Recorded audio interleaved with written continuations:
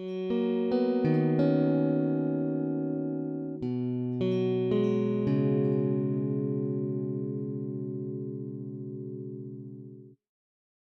एक बहुत बड़ा इम्पोर्टेंट टूल होता है समाज के विकास का और समाज में रुकावट पैदा करने का, विकास में रुकावट। हम जिस ढंग से इतिहास को देखते हैं, इतिहास समाज के विकास की वो समझ है जिससे हमें वो प्रक्रिया समझ में आती है कि कैसे कैसे यानी बदलाव आए, क्यों आए, ये बदलाव लाने में कौन सी शक्तियां थी जो बदलाव लाई, कौन सी शक्तियां थी जो बदलाव में रुकावट बन रही थी, ये सारी समझ आए ताकि भविष्य में झांका जा सके, भविष्य में बदलाव को आगे बढ़ाया जा सके, बेहतर समाज बनाई जा सके, न्याय संगत समाज बनाई जा सके, जैसे असगर अली साहब कह रहे थे। ये सांप्रदायिकता इस दौर की पैदावार है, अंग्रेजी राज के दौर की पैदावार है, न कि मध्य युग की पैदावार है। मध्य युग में सांप्रदायिकता नहीं थी क्योंकि ये वर्ग ही नहीं पैदा हुए थे। ये इस किस्म का डेमोक्रेटिक ढांचा ही नहीं पैदा हुआ था, इस किस्म की पावर स्ट्रगल ही नहीं पैदा हुई थी, वहां पे दूसरी किस्म की पावर स्ट्रगल थी। इन्होंने बड़े क्लियरली अच्छे ढंग से रखा है। इसलिए ये सांप्रदायिकता इस दौर की पैदावार है और उसमें कुछ एक यात्रियों द्वारा लिखा गया पिछले कोई 250 साल के दौर में जो कुछ लिखा गया और वो भी कथा के रूप में, कहानी के रूप में। अगर ये खंबे लंका से लाए थे हनुमान जी, ये यहाँ पे औरंगजेब ने, ये यहाँ पे मंदिर था, औरंगजेब ने गिराया। अब इस किस्म की अनेक जगहों पे हम जानते हैं आर्कियोलॉजी के आदमी कितने पुराने स्थलों के बारे में, कितने पुराने मॉन्यूमेंट्स के बारे में गलत प्रचार और धारणाएं हैं मौजूद है। झांसी के अंदर एक सूर्य की मूर्ति पत्थर की और वो मंदिर बना के रखी हुई है और उसे देवी के कपड़े पहना रखे, देवी के रूप में पूजा जाता है। लोग नहीं समझते वो क्या था। तो कहने का मतलब अनेक प्रकार के अयोध्या राम की जन्मभूमि, ठीक है, रामायण में लिखा है वाल्मीकि की, लेकिन अयोध्या में अमुक जगह ये जगह राम की जन्मभूमि थी, ये कहीं नहीं लिखा। ये वाल्मीकि नहीं, किसी भी बाल के साहित्य में ये 250 साल से पहले अमुक स्थान कहाँ पे था जहां राम का जन्म हुआ, कभी ये नहीं था। तो ये मिथ ही इस दौर में खड़े गए हैं। और जबकि अवध को फतेह करना चाहते थे, अवध को अंग्रेजी राज में शामिल करने का क्या तरीका, या तो राजा का औलाद न हो और या वहां पे जो है लॉ एंड ऑर्डर खराब हो जाएगी, उनके कानून थे अंग्रेज, जिसके कारण के वो अवध को ले लिया जाए। तो लॉ एंड ऑर्डर की समस्या पैदा की गई है, बहुत जगहों पर पैदा की गई, हिंदुस्तान का इतिहास बताता है, जिससे कि राज्य पे कब्जा किया। तो कहने का मतलब ये है कि वहां से ये ताकि बाबरी मस्जिद में कुछ खंबे लगे थे, इसको उठा के आर्कियोलॉजी वालों ने भी 1990 में बीबी लाल ने कहा अब ये जहां खंबे लगे हुए हैं इनकी तरफ, उसके पास में जो खुदाई की थी उसने सन 75-76 में जो खुदाई की थी उसके साउथ में बाबरी मस्जिद के बाहर, उसमें कुछ एक ईंटों के टुकड़ों के बने हुए कुछ छोटे छोटे स्टंप्स मिले जिनको कहते हैं रोज ऑफ पिलर बेसिस, और कहता है ये इधर इशारा कर रहे हैं, उसके नीचे जा रहे हैं, ऐसे ही पिलर बेसिस के ऊपर खंबे खड़े थे। यानी हिंट ये था, मंथन में जो आरएसएस की मैगजीन में उन्होंने छापा था, हिंट ये था अब जैसे कि बाबरी मस्जिद में जो खंबे खड़े हैं एक्चुअली इसी ढांचे के, जिसके बहुत से पिलर बेसिस थे, उन्हीं ढांचे के ऊपर ओरिजिनल खड़े हैं वहां के वहां। ये एसपी गुप्ता ने कहा भी बहुत से लेखकों के अंदर। तो वहां से ही बात शुरू होती है। 3 टाइम पे 3 बात 90 से लेके 92 तक उन्होंने मिथक भर दिया आर्कियोलॉजी वालों। देखिए आके हाँ यहाँ पे मंदिर था, उसके प्रमाण मिल गए। क्या 3 बातें क्या थी कि 90 में तो बीबी लाल ने ये कह दिया कि हमें खुदाई के अंदर 2 फर्श मिले हैं जो कि चुनने के बने हुए, उनके ऊपर ऐसे ईंटों के टुकड़ों के बने हुए पिलर बेसिस है जो कि मस्जिद की तरफ नीचे जा रहे हैं, जिनके ऊपर के खंबे खड़े थे, ढांचा खड़ा था, जिसको फिर एसपी गुप्ता ने कहा इसके ऊपर मंदिर का ढांचा 84 खंबे रहे होंगे। ऐसा मंदिर था जैसे कि उस टाइम पे उस दौर के अंदर बनाए जाते थे शिवालय। दूसरी बात कब आई? 1992 जून में। 1992 के जून में जब वो एरिया, बाहर का एरिया जब वो हैंडओवर कर दिया गया था इस संस्था को, वहां पे खुदाई करके लेवलिंग का प्रोसेस शुरू किया।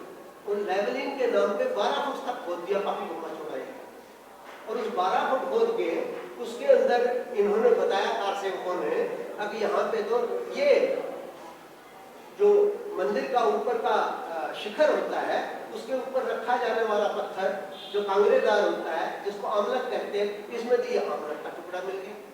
यानी ये तो ऐसी शिखर थी मंदिर की जैसी कि खजुराहो के मंदिर की है। तो खजुराहो जैसा मंदिर यहाँ पे खड़ा था।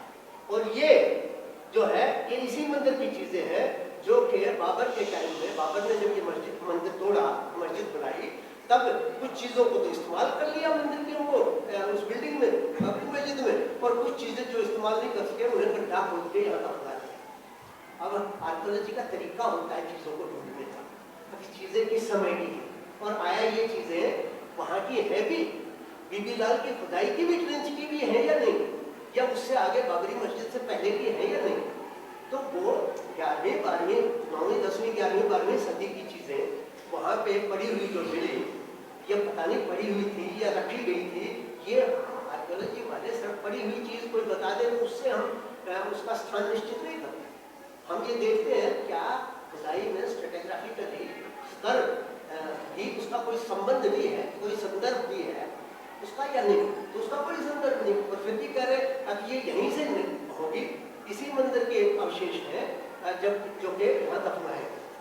तीसरी बात, जब बाबरी मस्जिद गिरा तो फिर कहते हैं 13 तारीख को, 13 दिसंबर को SP गुप्ता गए, वहाँ पे एक मलयश्री गई और उन्होंने कहा एक बहुत बड़ा शिलालेख मिला है जो कि संस्कृत भाषा में है।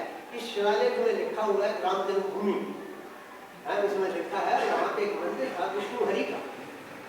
अब विष्णु हरि का मंदिर और राम जन्मभूमि, बाद में जो विद्वानों ने पढ़ा उस शिलालेख को, जिनमें एक आर्कियोलॉजिकल सर्वे में एक बहुत बड़े विद्वान थे रमेश, और उन्होंने पढ़ा, उन्होंने शायद कोर्ट में भी अपना एविडेंस दिया है इस बारे में।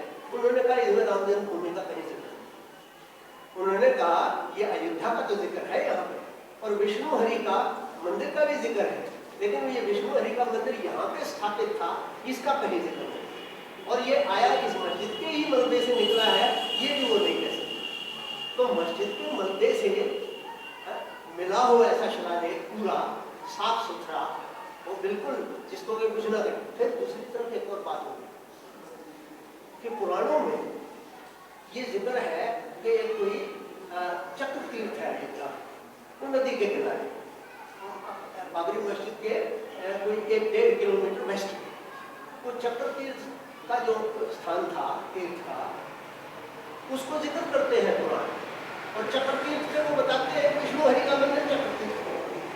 इस चीज को इवन जब 1991 में इन्होंने अपने डॉक्यूमेंट्स सबमिट किए गवर्नमेंट ऑफ इंडिया के सामने PHP में, तो उसमें भी जिक्र है। अब ये 5 मंदिर थे भगवान राम के, एक चक्र तीर्थ पे था विष्णु हरि का मंदिर। पुराण कह रहे हैं, ये खुद मान रहे हैं चक्र तीर्थ के ऊपर विष्णु हरि का मंदिर था। फिर ये शिलालेख जो विष्णु हरि के मंदिर का शिलालेख है, फिर ये वहां से कैसे मिल गया? खुदाई में बाबरी मस्जिद के नीचे से क्या निकला? बाबरी मस्जिद का एक अहाता था, बाबरी मस्जिद की बाउंड्री थी, बाबरी मस्जिद के 3 गुंबद थे। बाबरी मस्जिद की जो वेस्टर्न वॉल है, जिसके ऊपर वो 3 गुंबद थे, उस वेस्टर्न वॉल के नीचे एक और वॉल निकल गई पुरानी, वो ईंटों की बनी हुई है बाबरी मस्जिद की दीवार, जो पत्थर की बनी हुई। उस बाबरी मस्जिद के अहाते के नीचे एक और फर्श निकल गया है, चुनने का उतना ही लंबा चौड़ा, कोई 50 मीटर नॉर्थ साउथ और कोई 30 मीटर ईस्ट वेस्ट लंबा चौड़ा फर्श निकल गया है। तो कहने का मतलब ये है कि चुनने का ही बना हुआ, उसके साथ में जो पत्थरों के टुकड़े मिले वो मुस्लिम ग्लेज पॉटरी जो पहले ईरान में शुरू हुई थी और बाद में सल्तनत पीरियड में मगध के एरिया में पहुंची। तो कहने का मतलब वो पॉटरी भी मिल रही है, हड्डियां भी मिल रही है वहां से, और वो जो पिछली पश्चिमी दीवार है उस ईंट वाले ढांचे की, बाबरी मस्जिद से पहले वाले ढांचे की, उस दीवार के अंदर बाबरी मस्जिद के सदर्न गुंबद के नीचे उसकी भी दीवारें हैं, जैसे कि ये भी सदर्न हॉल ही रहा होगा बाबरी मस्जिद के नीचे पहले वाले, और उस सदर्न हॉल के अंदर उस पश्चिमी दीवार के अंदर एक जैसे वो कहते हैं ना आला सा निच, वो निच है, जो कि जब वो दीवार टूटी हुई नहीं थी तो वो और ऊपर जा रही होगी, उसके ऊपर बाबरी मस्जिद की दीवार है, बाबरी मस्जिद की दीवार में भी एक निच। तो बाबरी मस्जिद हमने देखी थी जब वो खड़ी थी, बाबरी मस्जिद की पश्चिमी दीवार में हॉलों में, तीनों हॉलों में मेहराब थी, ऐसी मेहराब थी बनी। बाबरी मस्जिद में थी उसके एग्जैक्टली नीचे इस ढांचे में भी उसी दीवार के अंदर पश्चिमी दीवार में एक मेहराब जैसी वो मिल रहा। मेहराब का ऊपर का हिस्सा इसलिए नहीं मिलता क्योंकि दीवार गिर गई। तो कहने का मतलब ये है वो बाबरी मस्जिद के नीचे प्लान का एक होना, उस पहले वाले ढांचे की दीवार में मेहराब का मिलना, पहले वाले ढांचे के अंदर आर्च का मिलना जो कि सल्तनत पीरियड से ही शुरू होता है, और उसके अंदर मुस्लिम ग्लेज्ड पॉटरी का मिलना और चूने के फर्श का मिलना जो कि सल्तनत पीरियड से ही शुरू होता है। मुस्लिम ग्लेज्ड पॉटरी जो सल्तनत पीरियड से ही शुरू होती है। तो और प्लान का एक मिलना, यानी ये क्या शो करता है? ये यही शो करता है आज बाबरी मस्जिद से बनने से पहले यहाँ पे एक मस्जिद थी सल्तनत की, चाहे वो मस्जिद रही हो और चाहे वो ईदगाह रही हो, लेकिन वहाँ पे जो ढांचा है वो प्लान एक है, कॉरस्पॉन्ड कर रहा है, मटेरियल एक है, कंस्ट्रक्शन की पद्धति एक है। उसी ढंग से दीवार जो है दोनों तरफ ईंटें लगा के बीच में रोड़े भर रखे हैं, जैसे बाबरी मस्जिद की दोनों तरफ पत्थर लगा के बीच में रोड़े भर रखे हैं, वही पैटर्न है कंस्ट्रक्शन का। तो फिर कैसे कह सकते मंदिर जो है, जो इन्होंने कहा था कि ये ऐसी शिखर थी जैसे खजुराहो के मंदिर। उन दिनों में 9वीं सदी से 12वीं सदी के बीच में जो मंदिर बनाए जाते थे उत्तर भारत में, दक्षिण भारत में अलग ढंग से बनाए जाते थे। उत्तर भारत में जो मंदिर बनाए जाते थे उनको नागर स्टाइल के मंदिर कहते हैं, शिवालय वाले मंदिर। ये इनकी रिपोर्ट नहीं दिखा रही, एक भी टुकड़ा नहीं दिखा रही, एक भी पिलर नहीं दिखा रही, एक भी मूर्ति नहीं दिखा रही। जिस मूर्ति का जिक्र करते हैं ये आखिर कोई डिवाइन कपल, वो बाहर से मिला, वो ईस्ट वेस्ट रोड से मिला है, मलबे से। जिस चीज का ये, यानी एक भी चीज इनके पास नहीं है जो ये प्रमाणित कर सके कि बाबरी मस्जिद के नीचे जो ढांचा है उसमें मंदिर की कोई चीज, लेकिन बना दिया सरकार से, सरकार के महकमे से मोहर लगवा दी और उसको प्रोपेगेंडे का टूल बन गया। इस ढंग से ऐसे ही हरियाणा में एक बहुत बड़ा खतरा पैदा हो गया है। हरियाणा में खतरा ये पैदा हो गया है कि एक सरस्वती योजना बन गई यहाँ। सरस्वती योजना में जियोलॉजिस्ट भी लगे हुए हैं, आर्कियोलॉजिस्ट भी लगे हुए हैं, जो एरियल सर्वे करते हैं, सैटेलाइट वगैरह के जो मैप्स हैं उनको जो स्टडी करते हैं वो भी लगे हुए हैं। पता नहीं इनके कितने लोग उसमें लगे हुए हैं। तो कहने का मतलब ये है, यही नहीं हिस्टोरियंस को इस्तेमाल करते हैं, हिस्ट्री को इस्तेमाल करते हैं, ये साइंस को भी इस्तेमाल करते हैं, कोई चीज़ नहीं छोड़ते जिसका इस्तेमाल नहीं करते। इसलिए सोचने की दो अलग अलग पद्धतियाँ हैं, एक इनकी पद्धति है और एक साइंटिफिक सोचने की पद्धति है। दो अलग अलग नजरिए हैं। हम जिस ढंग से देखते हैं और ये जिस ढंग हर चीज। तो मैं ये सरस्वती के बारे में जिक्र कर रहा था। अब ये व्यू है प्रोफेसर बीबी लाल, जो कि आर्कियोलॉजिकल सर्वे के डायरेक्टर जनरल रहे, जो Indian institute of advance study के डायरेक्टर रहे शिमला, वो कहते, जिन्होंने अयोध्या को था, जिन्होंने हस्तिनापुर को था, वो कहते हैं आके ये जो सरस्वती है ये तो निकलती ग्लेशियर से थी, सेंट्रल हिमालय से, यूपी के स्टेट में है उसके पहाड़ों से निकलती थी। बंदरपूछ नाम की ग्लेशियर से एक नदी है वहाँ पे जिसको तोंस कहते हैं, और तोंस जमुना की सहायक नदी है, तो तोंस निकलती है। कहते हैं ये तोंस जो है ये सरस्वती ही थी, सरस्वती का ऊपर का कोष था। बाद में शिवालिक उठ गए और इसका रास्ता बदल गया जमुना में। आप बताइए शिवालिक कोई आज उठा है? शिवालिक कोई ऋग्वेद के टाइम में उठा है? शिवालिक कोई इंडस्ट्रियलाइजेशन में, इंडस्ट्रियलाइजेशन को 5000 साल में, ज्यादा से ज्यादा 5-6 हजार साल से पहले। हाँ, तो यहाँ का आबादी नहीं था। तो जब ये शिवालिक उठे हुए हैं, कोई रास्ता नहीं है यहाँ। जो लोग कहते हैं कि ये सुरस्ती जो कुरुक्षेत्र के पास से ही बहती है, इधर से नाला है, बरसाती नदी है, जो कपाल मोचन के पास से पलाच रामपुर गांव, उसमें एक कुंड बना रखा है, यहाँ से निकलती है। ये प्लाक्ष सरोवर है, इसका स्रोत है यहाँ से।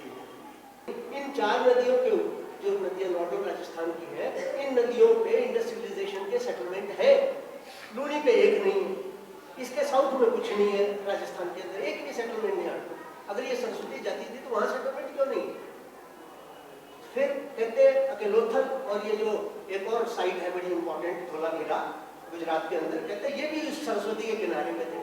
हम जानते हैं छोटे छोटे नाले हैं धोलावीरा के पास में जो कच्छ में है, और एक लोथल तो मैंने खुदाई की थी, वो नदी जो है बरसाती नदी, उसका पार्ट जो है हमने खोद के ट्रेस किया। अब ये वेस्ट में है, जबकि जो SR राव ये कहते थे नहीं, साबरमती से आते थे इसके अंदर जहाज, तो मैंने खुद ट्रेस करके ये बताया कि नहीं, इसके पास में ये नदी थी, पासी नदी किनारे के ऊपर था, और जिसको आप डॉकयार्ड कह रहे हो, ये डॉकयार्ड नहीं, ये टैंक है पानी का, जो कि नदी एक तरफ है और पानी का टैंक ईस्ट में है, दूसरी तरफ है। ये जब बरसाती पानी स्टोर करने का था। तो कहने का मतलब ऐसे मिथक भरे जाते हैं, तो अनेक मिथक भर के अब ये सरस्वती पे क्या कर रहे हैं, 200 करोड़ रुपया अनाउंस किया था, अखबारों में आई थी, 200 करोड़ रुपया हम खर्च करेंगे वर्ल्ड बैंक से कर्जा लेके। और वर्ल्ड बैंक से कर्जा लेके क्या निकालेंगे? निकालेंगे घाट, निकालेंगे पुराने टूटे हुए मंदिर, खोदेंगे हड़प्पा की साइट, जिसको कि ये कहते हैं हड़प्पन सभ्यता है, आर्यन की। अरे भाई आर्यन थे तो आर्यन फिर ईरान में क्यों नहीं मिलती हड़प्पा सिविलाइजेशन? आर्यन तो ईरान में भी थे, जहाँ से ही गए हो चाहे, वहाँ क्यों नहीं मिलती? तो कहने का मतलब ये है, अब ये जिस प्रकार के मिथक भर रहे हैं, झूठ बोल रहे हैं, सरासर तोड़ मरोड़ रहे हैं इतिहास के तथ्यों को, किताबों में ला रहे हैं इन चीज़ों को, ताकि बच्चों के दिमाग में शुरू से ही गलत धारणाएं पैदा हो जाए, जो उनकी फिलॉसफी है वो बच्चे सीखें और सांप्रदायिक बन के निकले वहाँ से। तो ये इनका वो है। तो यहाँ क्या होगा, कल को यहाँ पे टूटे फूटे जो मंदिर निकलेंगे वो केंद्र बन जाएंगे सांप्रदायिकता के। ये मुसलमानों ने तोड़ा, यहाँ भी मुसलमानों ने तोड़ा था, यहाँ भी मुसलमानों ने तोड़ा था।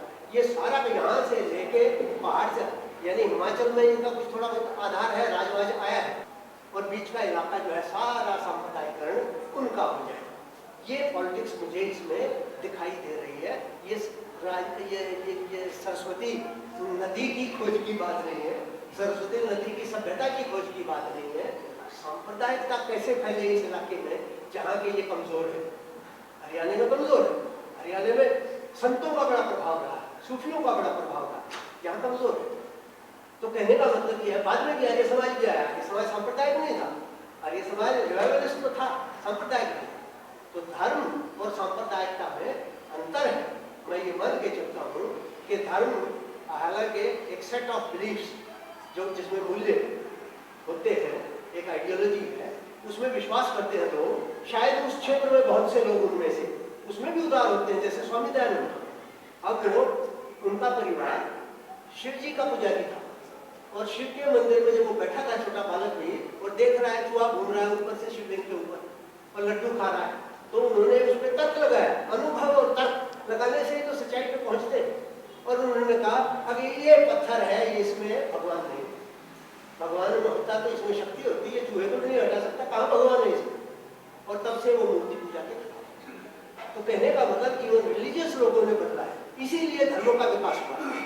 हिंदू धर्म कोई एक धर्म नहीं, धर्म का बड़ा विकास हुआ, बड़ा बेहतर ज्यादा तर्कसंगत धर्म इसमें से उभरे हैं। रीजन, मानववाद और समानता और स्वतंत्रता के विचार, चाहे वो अधूरे रहे हो, ठीक ढंग से लागू ना हो, ये भी इसकी देन है इस युग। तो कहने का मतलब ये है कि हमें बहुत गहराई से देखना होगा। और धर्म जो है, धर्म सारे धर्म एक जैसे नहीं होते, ठीक कहा है असगर अली साहब ने, ये सारे धर्म एक जैसे नहीं है। धर्मों का इतिहास भी है, विकास है, परिवर्तन है, एज के अनुसार घड़े गए हैं। ये बात जरूर है कि धर्म का मुख्य जो है, प्रोटेस्ट के भी धर्म आए हैं, लेकिन जो एस्टेब्लिश्ड धर्म है वो सामाजिक व्यवस्था को जस्टिफिकेशन देते रहे।